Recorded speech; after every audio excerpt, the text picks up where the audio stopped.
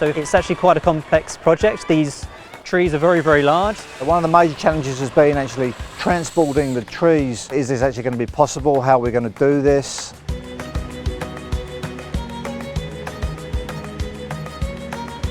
In some places those walkways are quite narrow. It was very tricky just to even find a driver with the skills to actually get through the zoo. It's taken, must be 3 or 4 months now just to get where we are today. So this is quite an exciting time for us. We've just had the installation of 3 new giraffe feeders. So these are trees that have actually been used from other parts of the park and reutilised within the exhibit to allow the giraffe to actually eat from a much higher canopy. Auckland Zoo was built on a volcanic rock formations. There's rock all through the zoo, so you can't just put a hole in the ground anywhere you want. You've got to find out whether it's actually possible. Then we had to find some suitable trees. We couldn't use treated timber because that's not good for the animals. But that means over time these trees will, I guess, decay. So we're going to have to swap the trees out.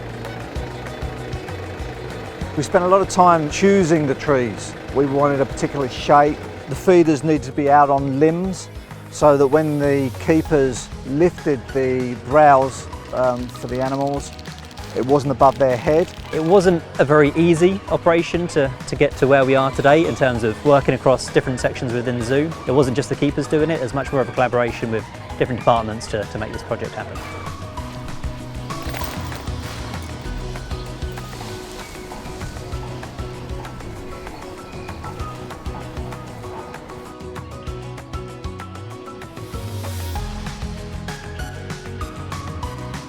This exhibit behind us is actually really nice where we have different species working together or living together. So you've got the ostrich, which they do a bit of grazing. They can also reach up and do some browsing. You've got the zebra, which are very much grazers on the ground, and then the giraffe are now able to eat from the tree canopy doing their nice high browsing. So as well as trying to imitate the wild, we're actually trying to enrich the life of the giraffe here in the zoo. So by having different alternative areas they can go and feed from, it allows them to move so they can choose where they want to eat. And by hanging up browse, we're actually incorporating that wild aesthetic to the exhibit as well. When the project was first floated, we looked at what other zoos were doing around the world. A lot of zoos in other parts of the world use more, I guess, engineered solutions. Also, we looked at habitats in Africa where giraffes are found, and we wanted something that kind of looked more natural. Work in the zoo, you never know what's going to happen. I never thought I was going to be involved with giraffe feeders ever in my whole work career.